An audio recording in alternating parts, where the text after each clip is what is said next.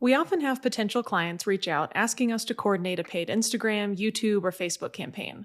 Like the forgotten stepchild of the social media world, LinkedIn seldom gets asked for by name. This is perplexing to me because the platform has incredible targeting capabilities, a very specific and large user base, and an impressive marketing track record. So in this episode, we'll be doing our best to highlight this channel, discussing its benefits and features. But first, a word from our sponsor. Feel refreshed.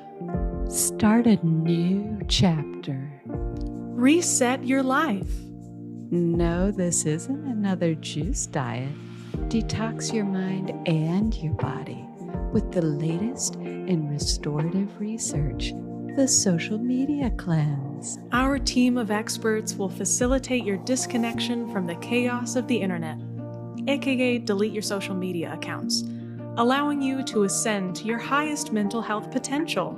Starting at just $8,500, this life-changing program will help save your brain.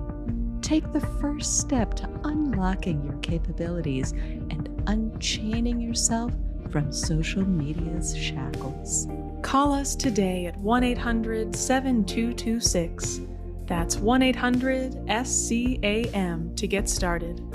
And be sure to follow us on TikTok, Instagram, LinkedIn, X, Threads, Tumblr, Reddit, Letterboxd, Blue Sky, Substack, RedNote, and YouTube. Welcome to Almost Productive, a podcast mostly about marketing. I'm Sean. I'm Julie. And I'm Addie. And we're all marketing professionals at New Boston Creative Group in Manhattan, Kansas. Great. Well, thank you so much to that sponsor. I'm very tempted. Very tempted. Yeah. With how hard it is to get off of those platforms, it seems like a steal of a price. Honestly, that's true. I wonder if there's a way to bar yourself from just re-downloading the app. That might be a feature that they should look at adding. Yeah, you would think they'd have that figured out. You would. So today we're going to get back to our roots to start with some good old-fashioned would you rather questions. And as always, I hesitate to begin this way because I'm scared of the follow-up questions. But let's dive in. Would you rather wake up every morning with a completely new accent or uncontrollably speak in pirate slang and tone for an hour of every day? New accent. No follow-up questions needed. Yeah. My first thought was also new accent for some reason. It just felt right. I don't know. Interesting. I do feel like new accent would, no. I was going to say be the least disruptive in your regular life because you would be consistent at least throughout the day. But people that you had meetings and stuff with, if you're one day French and then next you're Italian and then you're, that would be kind of silly. Right. But pirate slang maybe would be easier to hide. Right. And I guess if you were going to ask more questions, it'd be like, okay, the hour of pirate slang, I guess, is probably random. So I don't get to pick it because that'd be too easy. And there's no control when my hour begins or ends. And so just going with, yep, today I'm Southern. And that's just how it is. I think I'll just go with it. Yeah, I think that's probably my answer as well. It also sounds like a lot of fun. I'm terrible at accents. Sound kind of fun. Beautiful. Well, knocked that one out of the park. Thank you both. We'll see if this one goes as smoothly. And that is, would you rather have to sing everything you say or dance everywhere you go for a week? Ooh. Probably dance because I'm tone deaf. Yeah, I think dance does seem the simplest just because, communication would be hard singing. I'm not very good at it either. Not that I'm a good dancer, but I think if someone just saw you dancing, they'd just be like, oh, okay, yeah, let's get into this. That seems like fun. If you're just singing your Starbucks order, that might be a problem. You could also Kendrick Lamar slow walk, and just look kind of cool, but affected. 100% in my mind, that's what I looked like as I just, walked in. I was just doing a little bit of a little slow jig. That's okay, yeah. He's probably got earbuds in. He's listening to something great. I think that's a good point, Sean. I think, again, path of least resistance, dancing everywhere you go. would probably be easier than singing. I just imagine starting a client meeting and singing all of our intro questions, which I think would be a good time, but maybe kind of tricky. Yeah, I really have to stop Beautiful. myself from trying to sing some sort of like intro client web proposal type sentence. I was- You all okay, knew this can't- was coming, can't do but it. who is your target audience? Thank you, Julie, for being brave enough to do that for what Sean and I refused to do. That wasn't Julie. That was Cindy, Thank you, our Cindy. intern. Cindy the singer. Can't shut her up. Well, all things considered, I think those went very smoothly. So thank you both. Not a lot of follow-up questions. I feel good. Maybe this is going to be one of our best episodes yet. Yeah, for some reason, those questions were simple and straightforward, and yeah, they didn't need any other explanation. I think you're right in that it is a problem with my question asking in the past. That has been the issue. So No, maybe I I'm decided growing. I would ask no follow-up questions, that I was just going to pull the trigger. Well, it went well. So we can get into our topic for today. And kind of like I mentioned in the intro, this might not be the case for marketing professionals or people in advertising, but I really do feel like LinkedIn is forgotten about on social media. Like when clients come to us and ask for a social media campaign, LinkedIn is usually the last on their list if it's even brought up. They tend to mention YouTube or Instagram or others more in meetings. So I wanted to spend an episode kind of advocating for the platform and highlighting its capabilities. So I'll start by asking you both, how often are you guys scrolling LinkedIn? For me, it is sporadic, mostly because right now I'm definitely on like a social media cleanse a little bit. But it was already sort of maybe the last I would open of the regulars at the time. But I do check it for messages and connections, especially if we're meeting new people. Definitely. Julie? I probably check it once a day. I got really sick of Facebook, and LinkedIn, at least the discourse is more focused. Yeah, same. Similarly, I deleted a lot of the other social media apps, but I kept LinkedIn. So it's kind of the only social app that I am on every day. And to Julie's point, it has been kind of refreshing. It's more curated and professional. Obviously, that's kind of its point. But yeah, it's less chaotic than some of the others, which I've appreciated. It's a good cleanse. And how often are the two of you, if at all, posting on LinkedIn? Hardly ever. Yeah, me too. I'm the same, which is really interesting. I think that that's kind of the case for a lot of people. They may not be active themselves. I think this is also a trend on TikTok and some of the more video-heavy platforms, but a lot of people are on the app, maybe not posting themselves, but really heavily engaging with the content there. So now I'm going to read some stats off to you. So I apologize in advance. This will be a lot of Addie talking, but feel free to interject as I'm reading through these if anything strikes you, and then I'll have some questions at the end. That's my favorite part. Just read numbers. Beautiful. You got it, baby. That's what we're doing today. So according to Sprout Social, LinkedIn has over 1.2 billion members worldwide and more than 234 million in the United States. A quarter of LinkedIn users interact with brand content on a daily basis. So right off the bat, to me, that's pretty amazing. Even though LinkedIn isn't the most maybe highly used social media in the US, people are definitely engaging with content more actively than on other platforms. This will come as no surprise, but it's an educated, high-earning user base.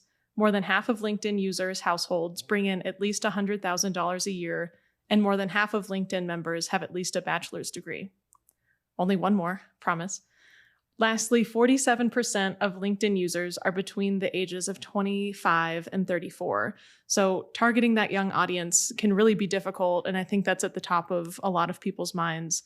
Facebook certainly isn't the place to do that. YouTube and Instagram can be tricky because it's video heavy and that can get pricey. So I think that LinkedIn, those stats kind of point to LinkedIn. Businesses should absolutely consider that as part of their marketing strategy. Do any of those that I just read stick out to you as especially important or surprising? I think the amount of engagement is definitely an interesting stat, considering sort of what you talked about, which is, people are not maybe posting as often on a lot of these platforms. They're just scrolling. But then on LinkedIn, there seems to be at least an uptick in that, and that's something to pay attention to. Definitely. What do you think could be the most impactful, or why do you think those stats could be impactful when considering advertising to this base?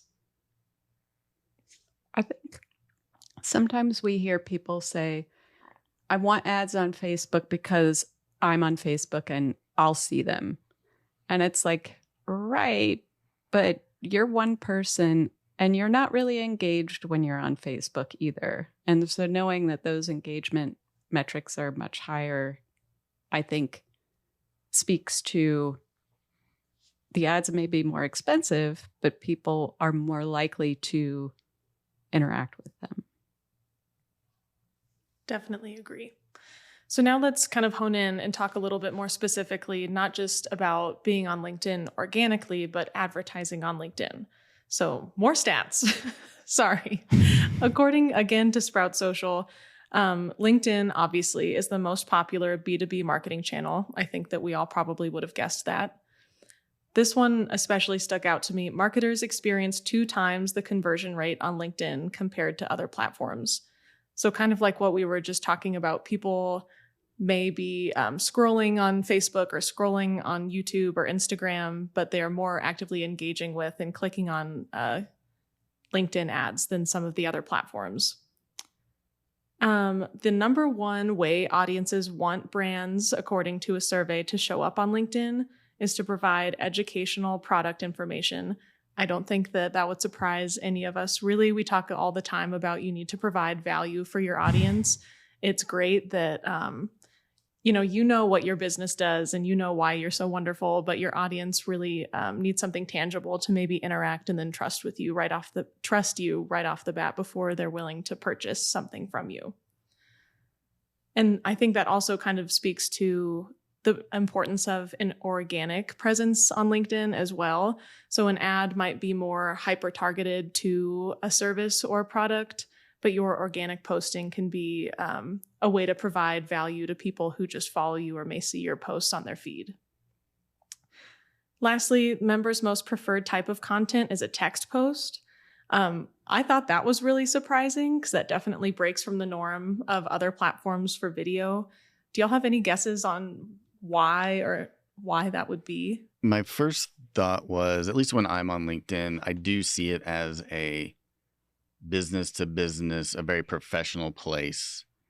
And seeing videos or even images sometimes feels very overly promotional or salesy.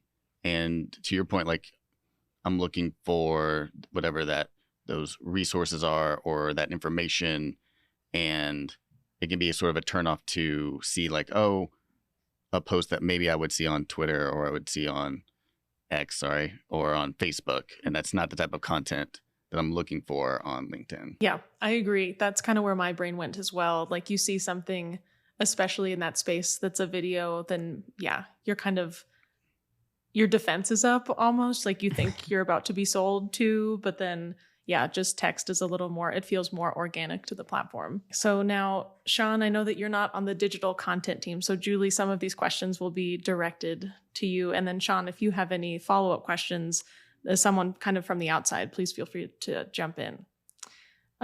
Julie, can you talk to me a little bit about the targeting capabilities on LinkedIn and how they might differ from Facebook or Instagram or some of the other platforms? Oh, sure, Addie. I'd love to talk about this. Thanks. This was not rehearsed. One thing I really like LinkedIn for is you can you have geo-targeting, but you have company industry targeting. It's more reliable, I think, than Facebook because not everyone identifies an employer on Facebook. So industry targeting, you can do job level. So C-suite, VP, director, manager, entry level. You can hit retail. It's crazy the amount of professional level targeting. it's a professional network, but the targeting is really geared toward that. Yeah, definitely agree. I think that's a big differentiator for LinkedIn. Because like you said, Julie, not everyone is keeping their Facebook up to date with their current job title or their company. And that's kind of, inherent in being on LinkedIn in general. Why are some of those capabilities important? Or why does that give advertisers on the platform kind of a leg up in that area? It really would go back to what your goals are. If you want to be hitting decision makers, you probably want to have people who are more senior in a company. If you are trying to work on recruitment efforts, you may be looking at interns and entry levels. So it really comes down to what your goals are, I think. Totally agree. And I will say a downside to LinkedIn is it's definitely more expensive than some of the other platforms. There's a minimum spend of at least $10 a day, which for smaller firms definitely adds up quickly. But I would argue that the people that you're reaching because of that really niche targeting can kind of pay more in terms of audience reach. Do you think that's true, Julie? Or do you think that often LinkedIn is probably just too expensive to play? That comes down to budget. But like you said, however, we have seen this when running campaigns that LinkedIn tends to get more higher quality clicks. So like traffic coming to a website from a LinkedIn campaign, those users tend to be more engaged on a website.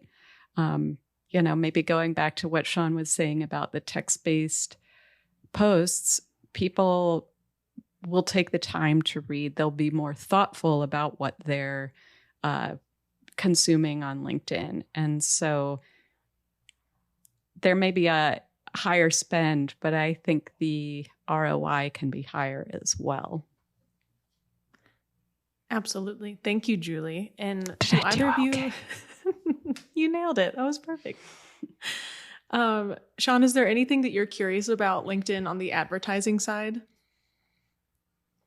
I was trying to think as you were talking if did that trigger anything. Nothing off the top of my head. I'll try to think and see if I can add something to this.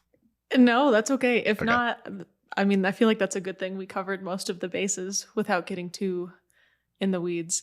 And Julie, is there anything that you would add that you think people would find useful? I touched on this, so not to belabor the point, but when we were talking organic, we didn't talk much about recruitment, but recruitment lately has become a very important arm of marketing. Like a lot of marketing professionals are working with HR professionals to try to get the next batch of employees. So I think having an organic presence on LinkedIn when younger people do go to that platform to start networking for work, that they're going to be drawn to the fact that, oh, this company is on here. They care. This is what they post. Just like they will looking at Facebook and Instagram. Well, they're not looking at Facebook. They're younger, but with Instagram. So I think just having a presence is important in that regard too. Yeah, that's a great point. Recruitment could almost be its own episode in itself. That is such a hot button topic right now. I think that people are, which is funny, both struggling to find jobs and struggling to find people to fill jobs with the mismatch there. But that's another great thing about the targeting on LinkedIn is you can actually target people who are #open to work or who are actively searching for job openings. So if you're looking to run a recruitment campaign, then LinkedIn absolutely should be your first stop. Beautiful. Okay, so I think that's most of the topic heavy items that I had, unless Sean, there's anything that you think would be helpful. I didn't think of anything helpful. Okay, well, what's new? Thank you. Fair. Rude. No, fair.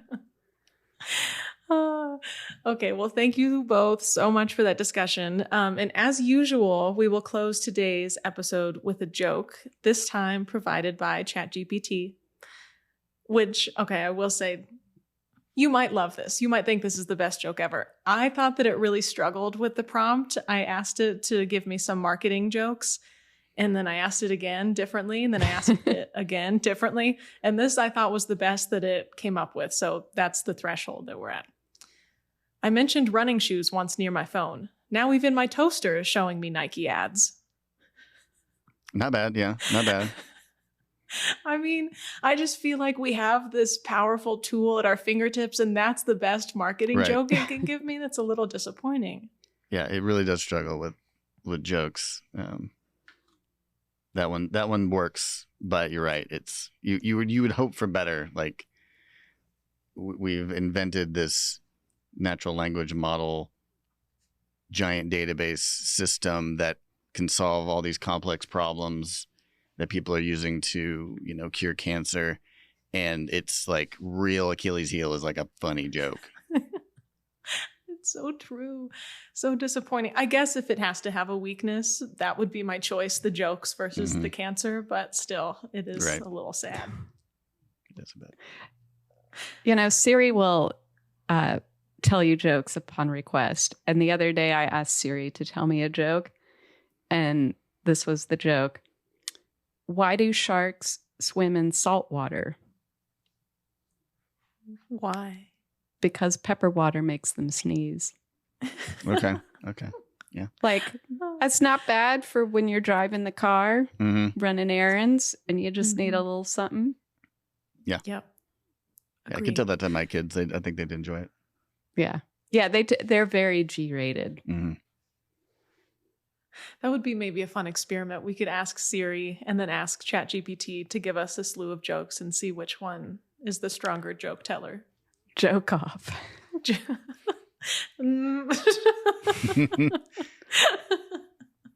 Yeah, be careful with that one. Thank you for listening to this episode of Almost Productive. If you'd like to learn more about what we do at New Boston Creative Group, you can reach us at newbostoncreative.com. You can also follow us on social media at New Boston Creative on Instagram and New Boston Creative Group on Facebook and LinkedIn. If you liked this episode, please like, follow, subscribe, leave a review, and share the podcast with your friends. And if you didn't like the show, feel free to recommend us to your enemies. Tune in next time for more office shenanigans, thoughts on trending topics, and marketing adjacent insights. Until next time, we hope you have a productive day.